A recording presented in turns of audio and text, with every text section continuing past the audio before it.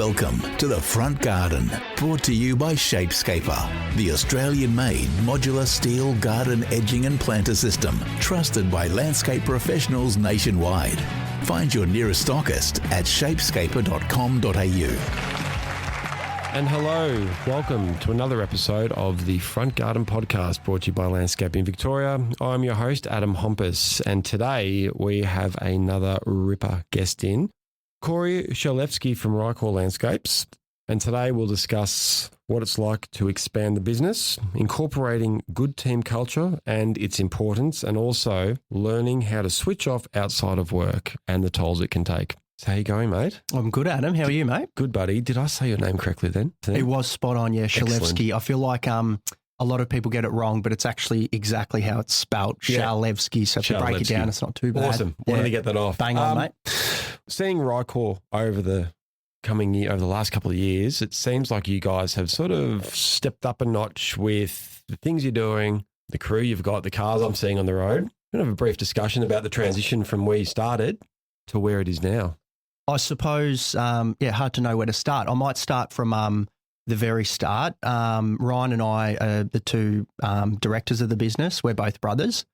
So we sort of grew up on 50 acres in the Yarra Valley. So, I suppose growing up, we had a really good upbringing where we were on a bit of a hobby farm. We had cows, chickens, ducks, heaps of animals. We had motorbikes, paddock bombs. As we're growing up, we're always outside helping the old man, helping clean spoon drains. We were weeding ragwort, for example, just doing things that probably isn't as common for a lot of other younger people, I suppose. And looking back, I feel like it probably set us up reasonably well from a work ethic point of view. And also it sort of got us into being outside and doing those sort of day-to-day sort of activities, I suppose, as opposed to being inside and potentially sitting on a PlayStation.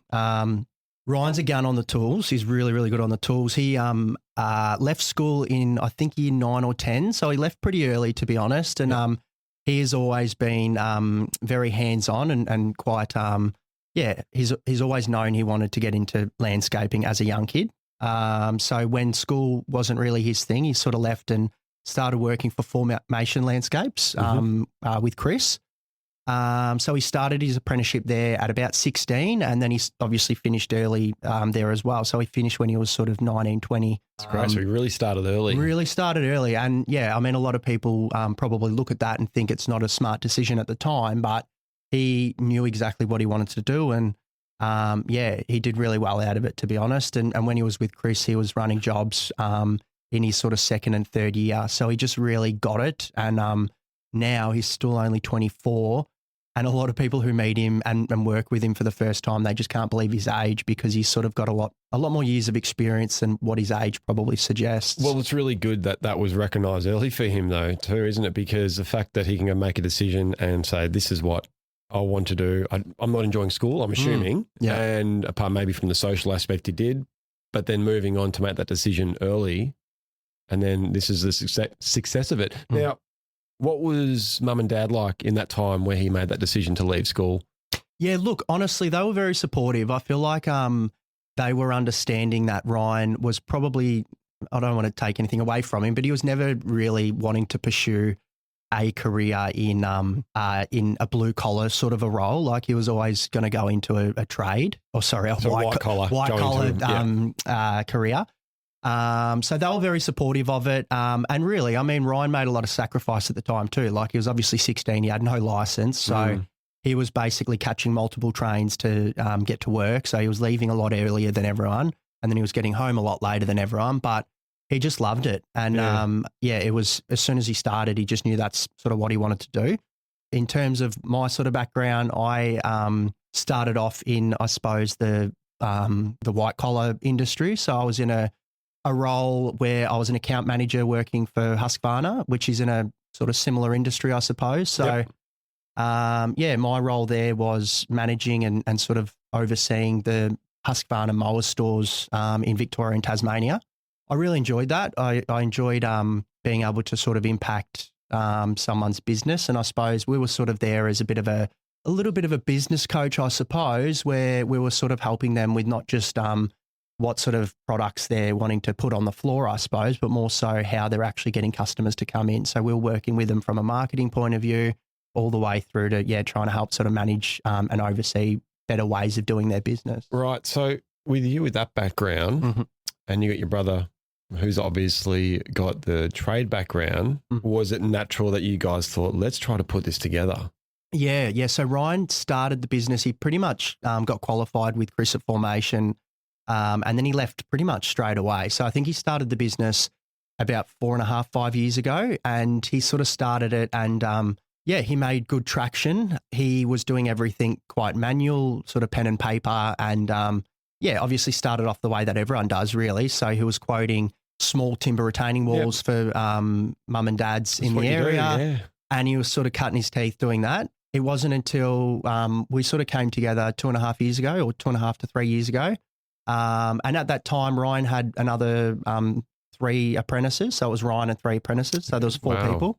And we sort of came together. Ryan had a bit of momentum behind him. He'd just done The Block, the TV show, and built some good relationships, specifically with a builder who was on The Block. And he was starting to do really nice work, and it was just getting a bit challenging really, because as you know, it's very hard to be going out and doing the quotes, then actually quoting the work, and then following up on the quotes whilst still trying to manage 3 apprentices on site. And that's it, because to be able to run the business and have 3 apprentices, like when you said that before, my ears perked up, because I'm thinking that's a lot to take on. So you'd want to hope that at least one of the apprentices is quite self-sufficient, you know, so he took on a lot. Yeah. In hindsight, hindsight's a wonderful thing, but he probably should have had another qualified to sort of help with that situation. But obviously when you start in business, it's all about the dollars and cents. And you learn from that. You do. So it was probably 3 years ago we were sitting down, and I always had a bit of an urge to do my own thing. And Ryan obviously was at a stage where he wanted to try and, he would rather spend time on site and managing the construction and not having to worry about sort of the other stuff. So, we sort of made a bit of a decision to try and turn it into a business because there probably weren't that many systems and processes in place. But, that's sort of where we are now. And, it's been, 2.5 years, and, things have gone from there. What was the name when it was just Ryan? Was it Ryan Landscapes? No, it wasn't actually. So RYCOR's a funny one. So before I was born, Mum and Dad were arguing between calling me Ryan or Corey, and then Dad came up with the genius idea of RYCOR. And Mum Mum shot him down because she's like, George, that's like the most ridiculous name I've ever heard. To call you RYCOR. To call me RYCOR, because they couldn't decide what they wanted to do. So before that, though, it was East End Landscapes. Yep. Dad's actually got a painting business called East End Painting. So Ryan sort of thought he'd follow in the footsteps. Yeah. And then Ryan ended up doing The Block, and they advertised him quite a lot on The Block of East End Landscapes. But there's a lot of East End, there's Eastern Landscapes, there's East End. Yeah. There's a lot of those sorts of businesses. So was your dad getting calls going, they're asking for landscaping? Well, I don't think Dad was, but there was another person in our industry who I think was getting probably more leads than what we were. So then we sort of thought, not many people are going to get us mixed up with RYCOR. So that's sort of where that came from. Well, it rolls off the tongue well. Yeah, it's not bad. It's not bad. Yeah. So you guys started up. What was your arsenal then? What was under your belt in terms of staffing, equipment? How did you guys start? Yeah, we had there was 3 apprentices, then there was Ryan and I. My background obviously isn't in being on the tools landscaping. Don't get me wrong, there's a lot of things that I'm capable of from a probably more of a labour point of view, but the idea was always that I would try and work on the business, and then Ryan would sort of manage the construction team. So, as we started, we had really myself, Ryan, and a small team. We basically then started sort of contacting different builders, landscape designers, landscape architects, et cetera, just to, I suppose, get ourselves and our name out there and to try and continue doing the nice work that Ryan had sort of started doing. Machinery-wise, we had an excavator, which we've still got now, a 1.8 ton excavator. That was about it, really. And then just like all your basic tooling and stuff like that. So, how did you go coming from an industry that you were in to coming into this? How did you find your knowledge of landscaping? Like, do you learn off Ryan, the bits and pieces? Like, how are you finding that evolve? Yeah. Look, it's one of those things. I actually feel like, obviously, I've learned a lot. 2.5 years, I've learned an awful lot. 2.5, 3 years. But in saying that, yeah, I feel like when you indulge or engulf in something and are very passionate about it, and you want to make it work, you probably learn even quicker. Like I feel like Definitely. we live and breathe it, and yeah, it was a very big decision for us to make when we sort of joined forces because I suppose I had a stable income. I had a company car at the time. I was working from home. It was pretty flexible and I could actually see some career progression. So I felt like it was a bit of a risk. So like, as you do, you sort of jump into it, all systems go, and you just learn so quickly. So yeah, it's definitely one of those things where there's been a lot of things that I have learned, but I feel like, there was, it just all sort of happens, doesn't it, really? I think for anyone listening that's looking to start their business, it's a risk and it needs to be a calculated risk. One side of it, it's sort of like you're about to give up a career to go start a rock band because you don't know what's going to happen. Yeah. So when you came on, it sounds like you had a lot of knowledge, obviously, with the accounting, with the marketing and systems and things like that with your previous role. You incorporate a lot of that into RYCOR. So what type of systems and strategies did you bring into the landscape business? Yeah, I feel like we're always trying to systemize things and improve. So we definitely have a lot of systems in place now. However, I feel like you can always get better.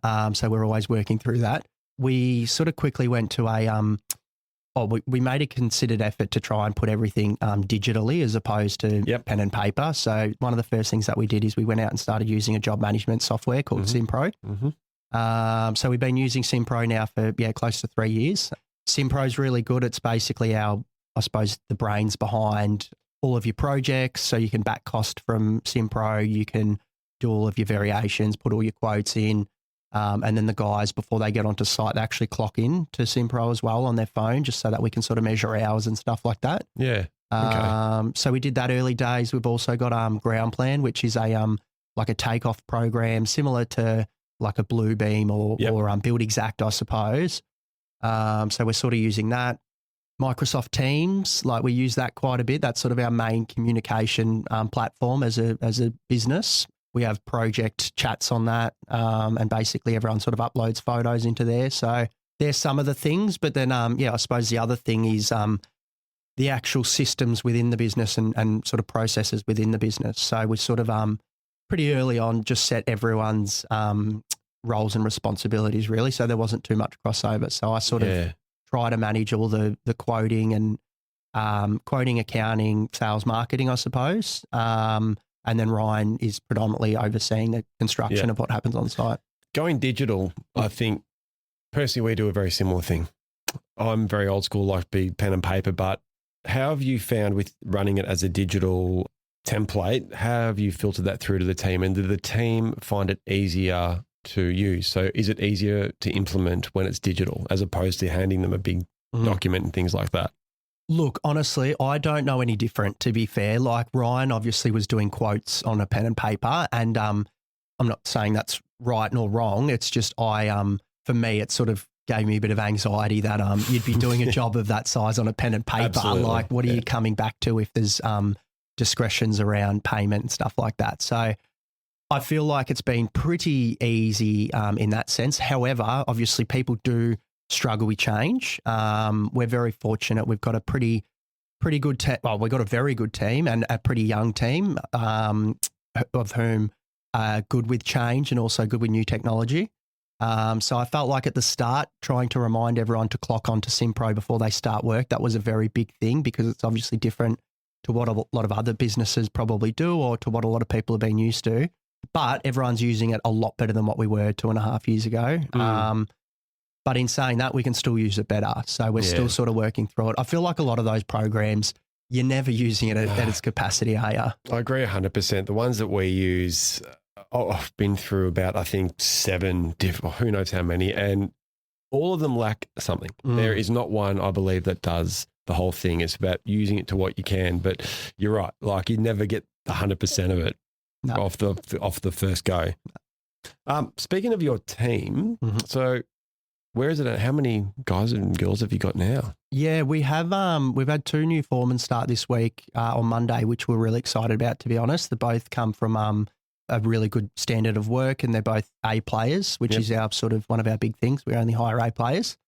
So we got 19. There's a team of 19 now. 19. Yeah. Wow. Yeah. Which is spread across. We've got obviously a mix of apprentices, leading hands, foremen. So we've got 13 on site. And then we've got, what does that leave? That leaves 6 in the office. So 6 of you in the office. So there's yourself. Yep. And who else have you got? Yeah. So we've just recently had Gary join us in a general manager of construction position. So he's actually on the board of Landscape Victoria, and he's had heaps of experience for a reputable commercial company. So he's been with us now for probably 3 months, I think, and that's been fantastic. He's sort of taken on a lot more of the project stuff and sort of managing and dealing with clients and sort of overseeing the projects, which has been great. We've then got Steph and Candice in the office as well. So both of them have come from Lillardale Lawn, so they're very knowledgeable also in the industry, and they're just guns. They're really, really good people. So Steph sort of oversees our office in total. So that ranges a lot of different things. I feel like everyone's got one of those, an all-rounder. But yeah, she's been great. We've had her now for, I'm going to say 6 to 8 months. So it hasn't been a long time. And then Candice has been with us. She's head of marketing now. She's working 4 days. And yeah, she just gets it. She's also a gun. And then obviously myself, and then we have 2 staff based in the Philippines. Yeah, fair. So you've got the offshore staff. So what do they take care of? Yeah, so we've got 2 of them. One of them, his name is Honey, or Honwood. We call him Honey. Yep. He's a ripper. We've had him for since we started, basically, and he sort of started off as, I suppose, my left-hand man, really. And I've always been big on trying to do high-dollar value tasks, not getting bogged down with tedious, low-dollar value tasks, I suppose, or monotonous tasks. So he's, and also a jack of all trades. So he sort of helps us with marketing, sales, accounts. He does all of our reconciling on Xero. He does all of our video editing on on our Instagram videos. So he does a good job, and he's probably we've got a very good culture, and he's probably one of the big drivers for that. Like, he's very, very bought into what we're doing, and he actually wants to move down here, which we would love to facilitate, really would love to. It's just we're obviously trying to work out how that could happen and just make sure he understands the living expenses and the costs to sort of live here as well. And then we have Julianne, who's also been tremendous for us. She's a civil engineer by background. So she sort of helps out with the estimating and any sort of like basic drawings that we may need from time to time.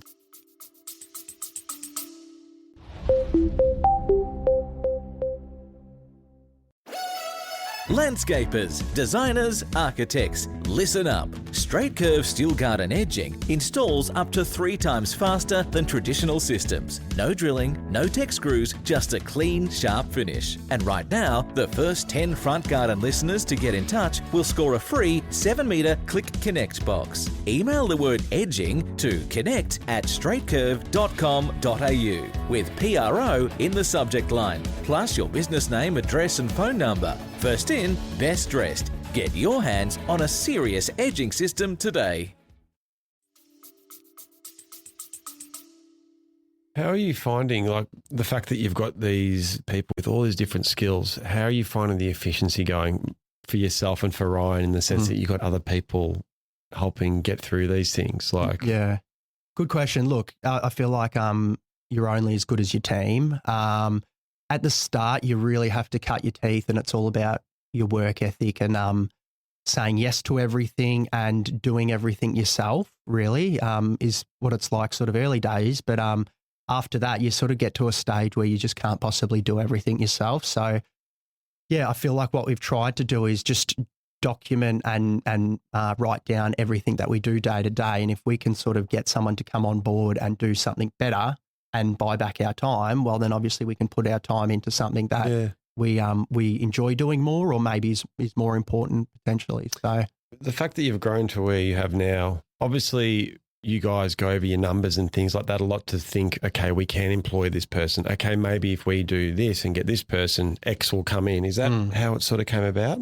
Yeah, to a degree, absolutely. I feel like knowing your numbers is the most important thing, and it actually does. It takes a lot of time to understand and know your numbers. So I feel like once we became clear on that, it has helped us moving forward, and I feel like we're pretty clear on it now. That doesn't take away from the fact that I feel like every hire comes with a level of nervousness that you've got to strap the big boy pants on and make a big decision because, like it obviously started when we put our first qualified tradesperson on. That was a big investment because we haven't paid anyone that sort of money before and we haven't had a qualified, and the numbers obviously were a lot bigger than what we were used to. However, you put that qualified person on and it opens up another project, and then you have additional work that you can do. And then it sort of just goes from there really. And then it comes to the point where, I feel like we've started off and built the construction team full of A players and people that are very like-minded and have the same sort of growth mindset that we do. And then from there, obviously you can only do so much in the office. So that's over the last sort of 6 to 12 months, we've really tried to build out that office admin team. And then once I feel like we get this admin team sort of down pat, which we've pretty much done, I feel like then it can allow us to start growing again with the team on site and sort of build our capacity. So, with all this growth that you're doing, which is awesome, what challenges have you faced that have really been like, oh shit, like has anything come up that's been like that you've thought, okay, we need to reassess this or this isn't working here, whether it's on site or in the office? Yeah. Oh, look, I feel like every day this is a challenge, to be honest. Like I won't lie. I feel like that's not saying we're doing anything wrong. That's just business, really. Like I feel like probably the most successful people in businesses are the ones that just move on and deal with those challenges quickly and sort of move on and tackle it as it comes. So yeah, there's definitely been challenges. I feel like probably as the team, as we grew the team, we obviously had quite a few projects running, and we probably we were just ran thin from an admin point of view. So there was probably a challenge, I don't know, maybe 12 months ago, where we were finding that we pride ourselves on our communication, but potentially our communication was getting harder to do because we were very thinly stretched. So obviously since then we've put on more people to rectify that, but that's probably one thing. But yeah, I feel like there's heaps. Probably another thing is obviously what Trumpy's doing in Iran.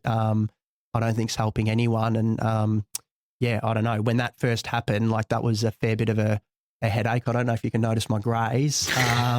You're still young, mate. You're still young. Yeah, well, it's just one of those things. Nobody's dealt with that before. Yeah. You know what I mean? So like, how you tackle that. And we were sort of making decisions or thinking about decisions that we needed to make around all of our suppliers are putting their prices up. All of our sub-trades are putting their prices up. Do we pass that on?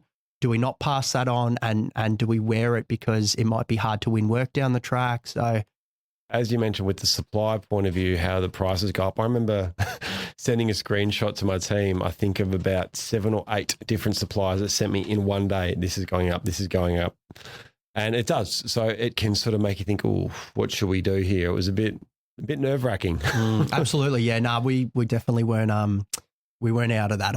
I think everyone was in the same boat. And then it was actually funny, we went to the Flower and Garden Show, the industry night, and we knew it was something we had to work through, but then chatting to other business owners there, I felt like it actually hit us even harder that, hey, this might be even harder than what people are or than what we are thinking. Well, it's good because you kind of get out of your own head, don't you? And when you speak to other people in the industry, like even if we've caught up or whenever you go to the nights and it's just when someone else says, yeah, I'm finding this, what about you? You're like, yeah, me too. 100%. And it's all about the communication because you get stuck in here, you think, oh, why am I like that person online? 100%. Yeah, not big time. Speaking of the garden show, officially we met when you guys helped, obviously the one with Paul Pritchard a few years ago, which was fantastic. Have you had any inspiration to jump on board a garden show at all? Yes, we have. You don't need to say too much. I feel like it's look, it's a tricky one. We were actually we were sort of keen to do it with Paul. We've obviously worked with Paul quite a bit on other projects and love his work, and we were talking about doing it for the last one that just went. But at the time, we just felt like it was a big commitment because you sort of have to commit very early, and it was hard because we didn't know what our workload would be like in March when the show was on. So we did sort of pull out at that stage. And once again, it is tricky because you've just got to take a plunge, don't you? You know what I mean? Like you never know well, to a degree, you sort of never know what your work's going to be like in 8 months' time. So you've almost just got to take a plunge. What's that calculated risk again, isn't it? It is. Is this worth doing at the time? You know, and you can speak to other people in the industry about what they thought, how they thought they went with the garden show and things like that, and people give the honest advice. So, yeah. Yeah, definitely one day. No, it is something that we would like to do one day. I don't think we haven't really even had a chance to think about it a great deal more. But yeah, definitely something we would look to do in the future, I think. Yeah. So what do we think is next for RYCOR? Like, it seems like you guys have a very good systems and structure in place and vision. Have you guys thought about the next 5-10 years? Yeah, I feel like we have. Whether we've sort of, everything's been well documented and sort of planned out, I feel like there's probably a lot in mine and Ryan's head maybe, which needs to go on paper. I suppose for the next 12 months, we do want to continue building more systems and processes within the business. Like obviously the team has grown over a few years, and we just want to try and systemize things as much as possible. So it's more so the people running the systems. So that's sort of the next 12 months. We've done a couple of commercial projects sort of recently at a sort of smaller scale. So worked for a couple of different schools, and that's been enjoyable. Yeah, no, I feel like that's something that we've enjoyed doing. It's a bit of a different sort of work to that sort of high-end residential, which we predominantly do. And that's something that we'd sort of like to explore a bit more in the future. So, yeah, I feel like from a 5-year point of view, I feel like we would like to be doing a bit more commercial work as well as still doing that sort of higher end resi as well. Commercial work can be quite good because it's a completely different beast. Its own accord, and the structures and systems you have to have for commercial type of things is through the roof as well. But going back to speaking of the quality of work you do, obviously it is incredibly high quality. I've just been following you for years and you can see where it's at. How do Ryan and yourself maintain that high level of detail? Yeah, no, it's a good question, and I appreciate the kind words. I feel like that's sort of what our business was built on, really. So, for Ryan and I, probably our 2 main or 3 main values are attention to detail and build quality, communication and being transparent with staff, clients, whoever it may be, and then also just having a growth mindset. So we understand we're in construction. Not everything's always going to be perfect. It's about how you sort of tackle the next one and get better. So in terms of implementing the quality, I feel like it hasn't been that hard because it's sort of in our bones. That being said, obviously, as you have more new staff come on board, you do definitely lose control over some of the sites. Ryan can't be everywhere, or I can't be everywhere. So it's about hiring the right people. And when it comes to hiring for us, we're very particular about who we bring onto our sites. And I feel like landscaping, you're obviously in someone's backyard for 2 to 3 months plus and some at a time. So we're very particular about not just the level of tradesperson that comes onto site, but the level of person and making sure that they're respectful and they've got the same sort of values and they align 100%. With what we do, because that's probably the funnest part of business, really, I've found anyway, is having the team that we do. We've created a bit of we've created a friendship group, another sort of community of people that are like-minded, and we all have fun and we're all really driving to the same goal. And it's exciting because every single one of our staff thinks of what they're doing as a career. It's not just a job, a means to an end. So we're pretty particular about sitting down with everyone once a quarter and basically working through how things are going to look for them in 12 months, in 5 years. And we're very mindful that we never want to build, you don't want to build the business just for the sake of it, because there's more to life than business. But I feel like we sort of owe it to some of the people in our team to actually build the business so that they can be in roles where they can support their family and kids and buy a house, et cetera, et cetera. And for a lot of the guys on site, like you can't landscape for your whole life on site, you know what I mean? So we've got some key people that we eventually really want to bring into the office and sort of get off the tools so that they're not sort of wrecking their body as they get older. With what you have in place, and I was just thinking about when you're talking about saying there's more to life than obviously just landscape and work. Mm-hmm. How do you guys manage that, Ryan and yourself? Can you shut off? You know, when I say shut off, like I can never shut off, but do you have a way of managing it, giving yourself a bit of downtime? Yeah. Because that's important for your mental state. Massively, mate. Honestly, I feel like it's probably been the biggest learning curve over the last 6 months, I reckon, is there is more to life than business, and you've got to find things that you can do that allow you to sort of switch off, which I don't think Ryan and I have been good at probably over the last few years. However, we probably wouldn't be where we are, I suppose, without all that hard work. In saying that, though, you can work smarter, not harder. I feel like, I've got an 8-month-old little boy now, Bowie. Yeah. So that's definitely helped me switch off. Little Bo, is it? It's actually Bowie. Little Bowie. Good name. So yeah. So that's been really good, and that's definitely I feel like leveled me out a bit. And rather than coming home from work and taking my laptop from the office home and doing more stuff, I pretty much leave my laptop at the office and come home and just try and spend time with him and my partner. Yeah, it just echoes exactly the same type of thing that I went through a while ago. Just little things, little changes. Like obviously starting a family who my son's name is Bo too. Oh, so really? Oh, there you go. Oh, nice. Yeah. But obviously, same thing. Having the office where you're not doing work at home, you leave the laptop at home, turn off email notifications, things like that. I was just asking the question because running a company like what you do, if you could never stop with it. So just trying to see 100%. What you do to make sure you guys have downtime for yourself and for your young family as well, because you don't want to bring that home. 100%. I feel like there's also other things like trying to find things that you can do where you do switch off other than obviously your family time. Like I've just started playing soccer this year and I've sort of played in the past, and of recent times I haven't played very seriously because I've just been busy with work. So I haven't trained. I've rocked up 15 minutes before the game and played. Whereas now I'm training one night a week and then playing and just training. It's an hour or 2 hours actually of just chasing someone and trying to find the ball. You know what I mean? Like you're not thinking about quoting or anything like that. So you sort of switch off. And Ryan's the same. Ryan's really good.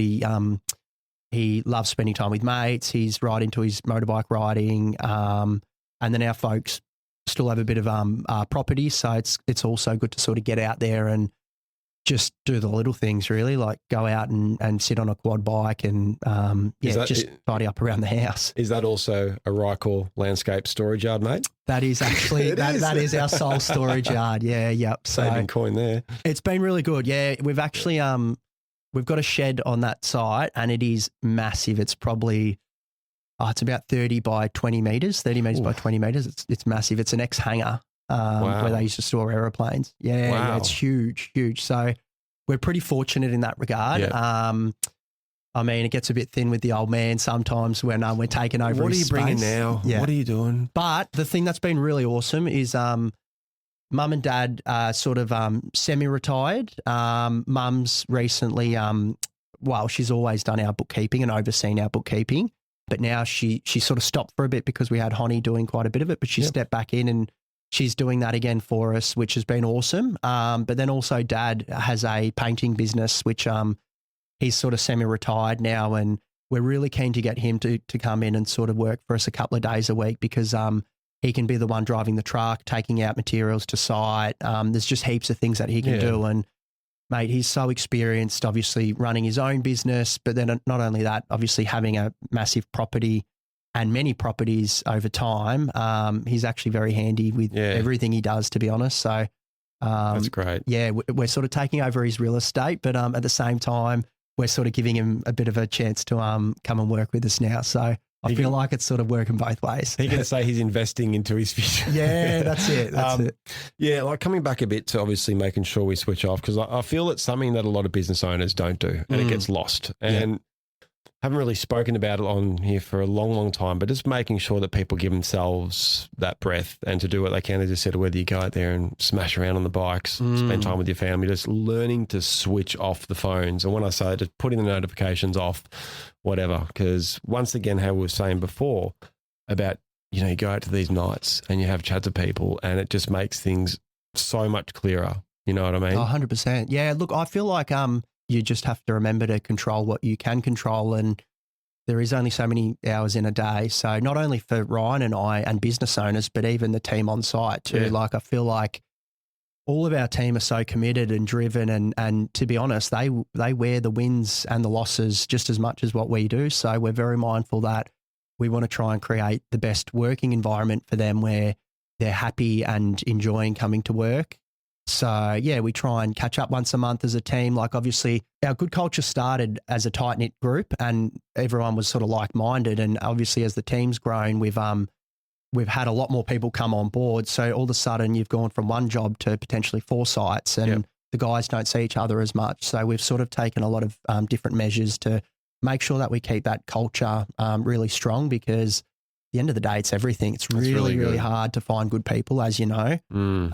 So, yeah, when you can find them, take them, and, do whatever you can to keep them. Apart from sort of your monthly catch-ups and things, which is fantastic, is there anything else that you do to make sure that the business, that your team also are at peace? So, for example, is there work arrangement flexibility? I've got to drop my daughter off. Can I start at 7:30 instead of 7? Things like that. Yeah. Do you guys try to sort of work with that type of thing? Yeah, absolutely. Yeah, look, we're very, once again, beyond the fact that there's more to life than work. So very flexible. All of our office team predominantly work from home. We do have an office, but I'm the only one in the office nowadays. Get lonely, or do you enjoy it? Well, I don't mind it. Yeah, the office, I used to work from home myself, and I found I just could not switch off, honestly. I was doing work at 8 o'clock at night, but it wasn't a lot of work and I was on the couch, but it's still work. You know what I mean? So now I go into the office, I'm there from 6:30 till 4:30 and I get home and I'm done, sort of thing. So, but yeah, and then the guys on site, like we've got a lot of lads who play footy, so we're very obviously very accommodating around that, and if they need to nip off early to get to training or what have you, we're more than happy with that. But or attend to a broken ankle, or mate, we've had so we've got 3 apprentices off at the moment. 2 of them are footy injuries. So yeah, we're sort of going through that at the moment, but at the same time, we also encourage people to join us from a sporting background, because there's a lot of disciplines and a good mindset that you sort of learn in those sporting clubs. Team environments and it's things. A real team environment. So, yeah, I feel like we're very I like to think we're accommodating to our staff, and I'd like to think they think the same thing. So. When you said before about not switching off at home, I just find it interesting. And anyone who's listening who is wondering whether they need to get an office or not, if they can, it was probably one of the best decisions I ever made. Because I've switched off and I started setting up the office with a TV, with a couch, with cabinets, to the point where my wife's like, "Are you moving in there?" But just to make sure, so you go there, you switch on, and at the end of the day, when you're done, you're done. 100%. And that helps up here so much. 100%. Yeah, ours is actually, we're subleasing just an office. There's no storage or anything like that, because we've got the folks' place where we keep everything. Yep. And yeah, I mean, do we need to do it? I'm the only one in there. Potentially not, but at the same time, it's definitely been a good thing for us. And I've enjoyed it. Yeah, great. It's been good. It's been really good. Well, I think what we're going to do is wrap it up there, but some of the things we've spoken about today have been awesome, mate. So, Corey, thank you very much for coming on The Front Garden. Hope you enjoyed it. Awesome. Thanks for having us, Adam. Good to see you again, mate. You too. Another episode of The Front Garden done and dusted. It was a wonderful chat with Corey, and we hope you got a lot out of it. And if you did, please don't forget to share it. And as always, we look forward to catching you next time on The Front Garden.